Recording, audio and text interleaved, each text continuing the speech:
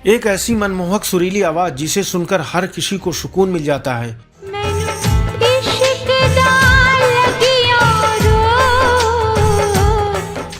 जिनके मधुर कंठ में मानो मां सरस्वती विराजमान हो।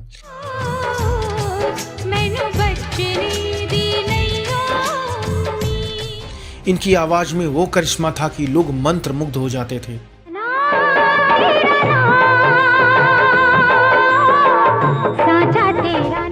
एक अद्भुत और अतुलनीय आवाज सुनिए तो मन खो जाता है। सुरों में भीगा हर एक अल्फाज दिल और आत्मा में उतर जाता है।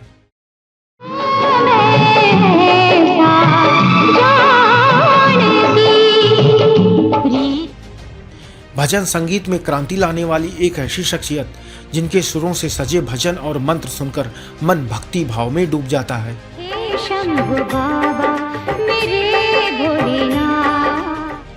एक अजीम फनकार जो 80 और 90 के दौर में अपनी बेमिसाल गायकी से लता मंगेशकर और आशा भोसले के सामने कड़ी चुनौती बन गई थी।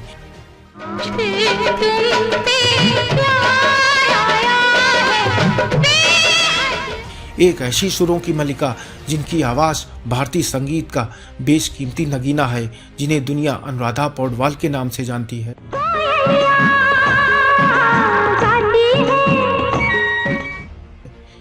नमस्कार दोस्तों, मेरा नाम है DS मिश्रा और आप देख रहे हैं अपना पसंदीदा YouTube चैनल रेट्रो सिने सफर। और बात हो रही है मशहूर पार्श्व गायिका अनुराधा पौडवाल की। सुर साम्राज्ञी लता मंगेशकर को अपना आदर्श मानने वाली इस प्रतिभाशाली गायिका ने संगीत जगत में वो मुकाम हासिल किया कि पीढ़ियां इनको याद करेंगी। लेकिन दोस्तों, क्या आप जानते हैं कि अनुराधा ने बिना शास्त्रीय संगीत सीखे आखिर कैसे गाना सीख लिया था और किसके गाने सुनकर करती थी ये गायन का रियाज।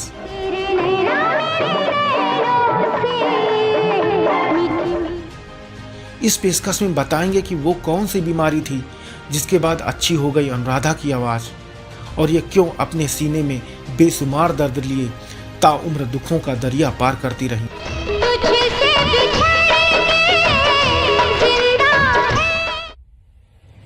और किस विवाद के चलते अलका याग्निक ने अनुराधा को कह दिया था गिरी हुई।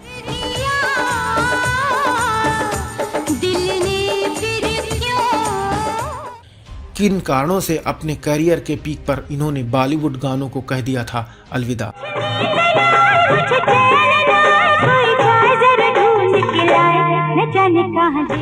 बताएंगे इनके जीवन से जुड़ी ऐसी ही और भी तमाम दिलचस्प बातें। तो चलिए आगे बढ़ते हैं और इनके संगीतमय जीवन सफर के बारे में विस्तार से बात करते हैं। अनुराधा पौडवाल का जन्म 27 अक्टूबर 1954 को कर्नाटक के उत्तर कन्नड़ जिले के समुद्र तटीय शहर करवार में एक कोंकणी परिवार में हुआ था, किंतु उनका पालन पोषण मुंबई में हुआ था। असली नाम अलका नादकर्णी था।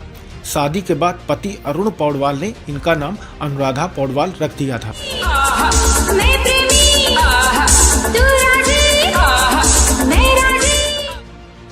इनको बचपन से ही फिल्म संगीत के प्रति रुझान था, लेकिन इनके पिता नहीं चाहते थे कि वो फिल्मों में काम करें। पिता का मानना था कि अच्छे घरों की लड़कियां फिल्म इंडस्ट्री में नहीं जाती, जबकि अनुराधा प्लेबैक सिंगर बनना चाहती थी। वह सुर सम्राज्ञी लता जी को गुरु मानकर उनके गाने सुनकर एकलव्य की भांति सुर ताल का रियाज करने लगी थी।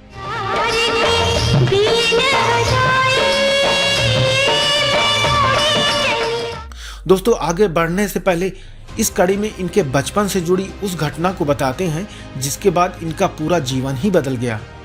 जब अनुराधा काफी छोटी अवस्था में थी तब इनकी आवाज अच्छी नहीं थी। एक बार इनको निमोनिया हो गया था, जिस कारण अपनी आवाज खो बैठी थी। बीमारी के कारण करीब 40 दिनों तक ये बिस्तर पर पड़ी रहीं और इनका इलाज चलता रहा। वो बताती हैं कि इस दौरान वो लता जी की आवाज में रिकॉर्ड भगवत गीता सुना करती थी। बीमारी के बाद जब ये ठीक हुई तो इनकी आवाज भी वापस आ गई और पहले से ज्यादा सुरीली भी हो गई थी।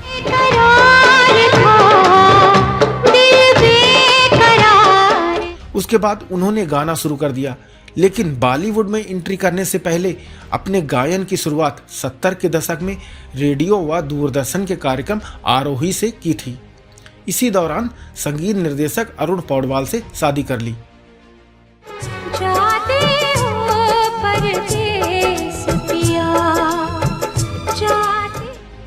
अनुराधा ने साल 1973 की फिल्म अभिमान से अपने फिल्मी कैरियर की शुरुआत की, लेकिन इस फिल्म में इनको गाने का मौका मिलना मात्र एक संयोग था। दरअसल इनके पति अरुण पौडवाल दिग्गज संगीतकार एस.डी. बर्मन के सहायक थे। उन्होंने एक शिव स्तुति फिल्म के बैकग्राउंड म्यूजिक के लिए तैयार की थी और घर में ही अनुराधा की आवाज में रिकॉर्ड कर लिया था। बर्मन दा को उन्होंने जब श्लोक सुनाया तो इनकी आवाज से बेहद प्रभावित हुए और तुरंत फाइनल रिकॉर्डिंग के लिए उन्हें बुला लिया था और इस तरह से उन्हें जया भादुरी के लिए एक संस्कृत श्लोक ओमकारम बिंदु संयुक्तम फिल्म में गाने का मौका मिला था।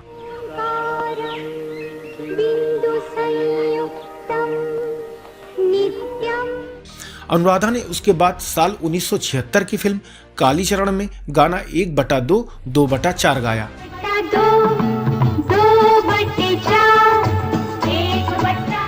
लेकिन सोलो गाने की शुरुआत 1976 की फिल्म आप बीते से की। गाना था हम तो गरीब हैं।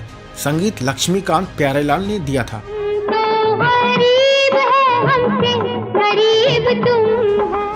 ये उन दिनों फिल्मों में गायन के साथ स्टेज शो भी करती थी। किशोर कुमार के साथ उन्होंने करीब 250 स्टेज शो किए। उसके बाद लगातार कई सालों तक कड़ा संघर्ष किया और इस दौरान उन्होंने दर्जनों फिल्मों में कुछ लोकप्रिय गाने गाए, जिन्हें संगीतकारों के साथ साथ जनता ने भी सराहा, लेकिन उन्हें कोई खास पहचान नहीं मिल पाई थी। इस दौरान उन्हें बतौर डबिंग सिंगर भी काम करना पड़ा था।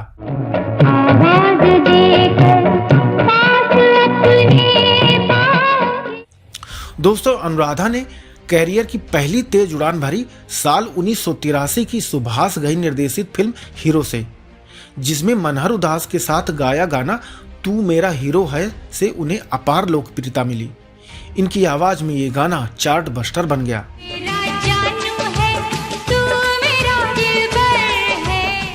उसके बाद तो अनुराधा का कैरियर रफ्तार पकड़ चुका था। 80 के दशक के मध्य में उन्होंने मोहम्मद अजीज के साथ कई हिट गाने गाए और इस जोड़ी को लोगों ने बेहद पसंद किया।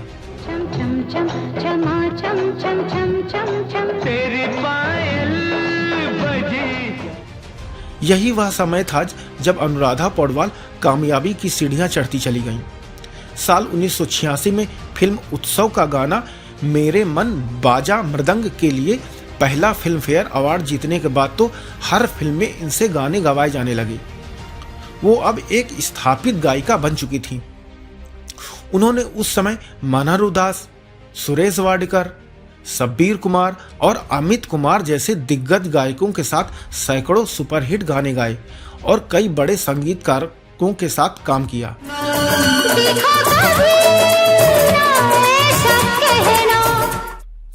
उस वक्त अनुराधा पौडवाल ने फिल्म कर्मा, अमृत, तेरी मेहरबानियां, बीबी हो तो ऐसी, नगीना, 20 साल बाद और तेजाब जैसी अनेकों हिट फिल्मों में सुपरहिट नगमे गाए, जो आज भी रिपीट मोड पर सुने जाते हैं। रब से तुझे मान लिया। वह दौर ऐसा था जब इंडस्ट्री में लता और आशा भोसले का सिक्का चलता था। इस एकाधिकार को तोड़ने के लिए माना जाता है कि टी सीरीज के मालिक दिवंगत गुलशन कुमार अनुराधा को दूसरी लता मंगेशकर बनाना चाहते थे। उन दिनों गुलशन कुमार एक नया प्रयोग किया करते थे। वो कैसेट में गाने रिकॉर्ड करके एल्बमों के तौर पर बाजार में उतार दिया करते थे।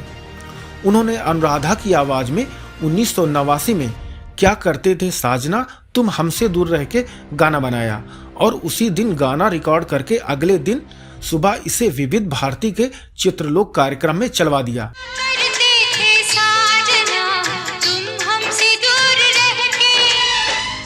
एक हफ्ते के अंदर गाना सुपरहिट हो गया। अगले 15 दिनों में 10 गाने और बना लिए। कैसेट रिलीज हुई तो हाथों हाथ बिक गई। बाद में गानों पर आधारित वीडियो फिल्म बनी लाल दुपट्टा मलमल का, जिसके गाने बहुत बड़े हिट साबित हुए।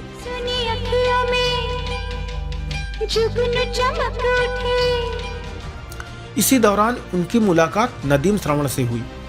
उन्हें अनुराधा के गाने सुन रखे थे, उनकी आवाज से बेहद प्रभावित थे। इस जोड़ी ने करीब 27 गानों को अनुराधा की आवाज में एल्बम के तौर पर रिकॉर्ड किया। बाद में इन गानों का इस्तेमाल 3 फिल्मों आशिकी, दिल है कि मानता नहीं और सड़क में किया गया।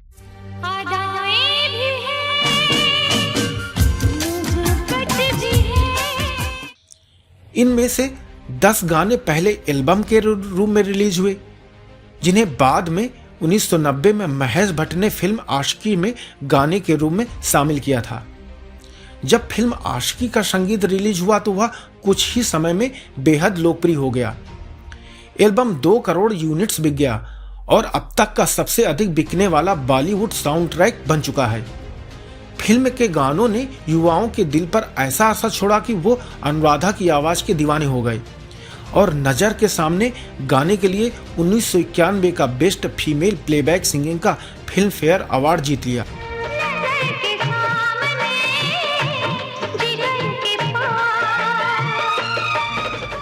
उसके बाद 1992 में दिल है कि मानता नहीं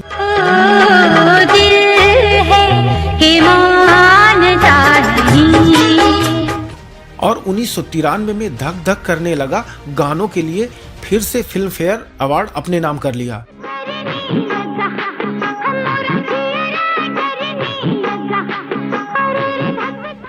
इस तरह से लगातार 3 बार फिल्म फेयर अवार्ड जीतकर कारनामा कर दिखाया।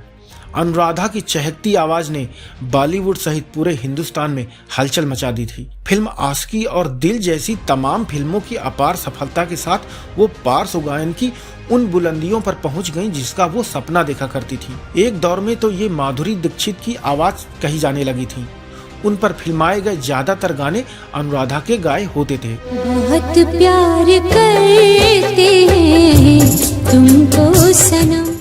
संगीत निर्देशक अब उन्हें मंगेशकर बहनों से भी ज्यादा प्रायोरिटी देने लगे। यही कारण था कि अपने कैरियर के पीक पर अनुराधा पौडवाल ने स्वर कोकिला लता मंगेशकर और आशा भोसले को रिप्लेस कर दिया था। यहाँ तक कि संगीतकार ओपी नैयर ने उस वक्त ये कह दिया था कि लता का दौर अब खत्म हो चुका है। लता की जगह अगर किसी को लिया जा सकता है तो वो अनुराधा ही है। मैंने प्यार तुम्हीं से किया है, मैंने दिल भी तुम्हीं को दिया है। ये वो समय था जब अनुराधा अपने कैरियर के शिखर पर पहुंच गई थी। तभी अचानक 1 नवंबर 1991 को एक दुर्घटना में उनके पति अरुण पौडवाल की मौत हो गई और वो इस दुनिया से चले गए। जीवन साथी के चले जाने के गम ने अनुराधा को बहुत बड़ा सदमा पहुंचाया और वो बुरी तरह से टूट गई थी, लेकिन बड़ी हिम्मत से काम लेते हुए अपने आप को संभाला और अपने दोनों बच्चों के भविष्य को देखते हुए सारे गमों को सीने में दबा लिया और वक्त के थपेड़े झेलते हुए संगीत का सफर आगे बढ़ाना जारी रखा।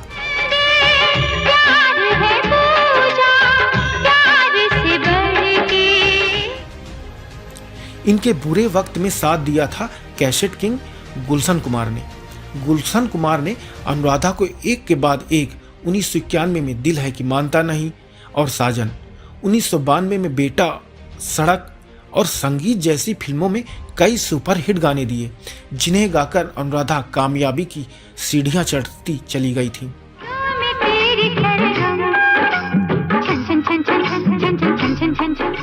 इसी दौरान अनुराधा ने अचानक फिल्मों में नहीं गाने का निर्णय ले लिया था।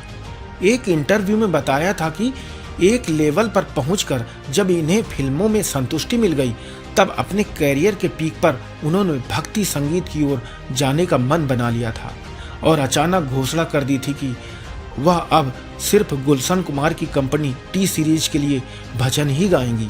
कई सालों तक अनुराधा ने किसी भी दूसरी म्यूजिक कंपनी के लिए कोई गाना नहीं गाया। अपनी मधुर आवाज में यहाँ भी भक्ति की वो रसधारा बहाई की पूरी दुनिया उनके भजनों को सुनकर मग्न हो गई। सुन ले बिनती मेरी गातिए। लेकिन उनका बेहद सफल बॉलीवुड करियर धीरे धीरे गिरने लगा और इसका सीधा फायदा अलका याग्निक और कविता कृष्णमूर्ति जैसी पार्श्व गायिकाओं को मिला। दोस्तों, अब बात अनुराधा पौडवाल और अलका याग्निक के बीच उस विवाद की जिसकी खूब चर्चा होती है। अनुराधा पौडवाल 90 के दशक में अपने कैरियर के उफान पर थी। तभी 1990 में आई फिल्म दिल में अलका के गाने को अनुराधा की आवाज में डब कर दिया गया। इसी तरह 1997 में फिल्म इतिहास में अलका याग्निक ने सभी गाने गाए थे। फिर से फिल्म के 2 गाने ये इश्क बड़ा बेदर्दी है और ओ राम जी को बाद में अनुराधा पौडवाल की आवाज़ में डब कर दिए गए थे। इसी के बाद अलका का गुस्सा फूटा था। उन्होंने कहा था कि कई बार मुझे लगता है कि इंडस्ट्री में नैतिकता नहीं है। मैं बस इतना कह सकती हूँ कि वो बहुत नीचे गिर गई हैं। मैं हैरान हूँ उनकी हिम्मत कैसे हुई ऐसा करने की। इश्क बड़ा बेदर्दी है, रात दिन सताए। दोस्तों 1997 में गुलशन कुमार की हत्या हो गई। उसके बाद अनुराधा पौडवाल ने फिर से टिप्स, बीनस और अन्य म्यूजिक लेबल के साथ काम करना शुरू कर दिया। उन्हें कुछ बेहतरीन गाने मिले और वह फिर से लोकप्रिय हो गई। पल पल तुमसे होके दिल ये दीवाना। लेकिन उस समय अलका याग्निक इंडस्ट्री में हावी हो चुकी थी, इसलिए अनुराधा को उतनी सफलता नहीं मिल सकी जितनी उन्हें पहले मिली थी। वह 2006 तक गाती रहीं और उसके बाद उन्होंने बॉलीवुड छोड़ दिया। उन्होंने अपना आखिरी गाना फिल्म जाने होगा क्या में पलकें उठा के देखिए गाया था। उठा के देखिए नजरें मिलाए। दोस्तों अगर हम अनुराधा पौडवाल की निजी जिंदगी पर नजर डालें तो उनका जीवन बहुत ही दुखों और दर्द से भरा रहा। 1991 में पति की मौत, उसके बाद 2020 में उनके जवान बेटे आदित्य का किडनी की बीमारी के चलते निधन हो गया। पति के बाद बेटे के जाने के गम ने अनुराधा पौडवाल को अंदर से तोड़ दिया था। बेटे की मौत के बाद अब उनकी जिंदगी में बेटी कविता हैं। जीना पाएंगे हम तो सनम। कभी लगातार हिट रोमांटिक देने वाली अनुराधा पौडवाल ने प्लेबैक सिंगिंग क्यों छोड़ दी? इस सवाल का जवाब देते हुए उन्होंने बताया था कि इसकी वजह फिल्मों का बदलता स्वरूप है। पहले म्यूजिक ओरिएंटेड फिल्में बनती थीं, म्यूजिक फिल्मों की आत्मा होती थी, लेकिन अब ऐसा नहीं है। अब गानों के बोल और म्यूजिक पहले जैसे मधुर नहीं होते। मुझे वैसी संतुष्टि और आनंद भक्ति गीतों में मिलने लगा। जगदीश हरे स्वामी जय जय। अपने 5 दशकों से अधिक के कैरियर में पौडवाल ने गुजराती, कन्नड़, मराठी, संस्कृत, बंगाली और तमिल सहित कई भाषाओं में 7000 से अधिक फिल्मी और गैर फिल्मी गाने गाए हैं। उन्होंने 1500 से अधिक भजन रिकॉर्ड किए हैं। दोस्तों उनके गाए शिव भजन, दुर्गा भजन और आरती पूरे भारत में बेहद लोकप्रिय हैं। उसका ही उद्धार हुआ शिव शंकर को जिसने। अनुराधा पौडवाल को संगीत क्षेत्र में किए गए उनके महत्वपूर्ण योगदान के लिए कई पुरस्कारों से नवाजा जा चुका है। उन्हें भारत सरकार की तरफ से साल 2017 में पद्मश्री से सम्मानित किया गया। उन्हें 4 बार फिल्म फेयर अवार्ड मिल चुका है। पहला फिल्म फेयर 1986 की फिल्म उत्सव में, फिर लगातार 3 बार 1991, 1992 और 1993 में फिल्म फेयर अवार्ड मिला और 1 बार राष्ट्रीय फिल्म पुरस्कार से भी सम्मानित किया जा चुका है। इसके अलावा भी ढेरों खिताब इन्हें मिल चुके हैं। दिल दीवाना ना जाने कब खो गया। दोस्तों इन दिनों वह भक्ति गीतों के अलावा सामाजिक कार्यों से लोगों की सेवा में जुटी रहती हैं। उनका सूर्योदय फाउंडेशन नाम का एक स्वयंसेवी संगठन भी है, जहां ये ऐसे बच्चों को तलाशती रहती हैं जिनको सुनने में दिक्कत है। संगठन इन बच्चों को मुफ्त में मशीनें और बैटरी बांटता है। दोस्तों अनुराधा पौडवाल ने संगीत जगत में ऐसा मुकाम हासिल किया जो एक मिसाल बन गया है। इनके गाए गाने व भजन अमर हो गए हैं। हम ईश्वर से यही प्रार्थना करते हैं कि इस बेमिसाल सुरों की देवी को लंबी सेहतमंद आयु दे।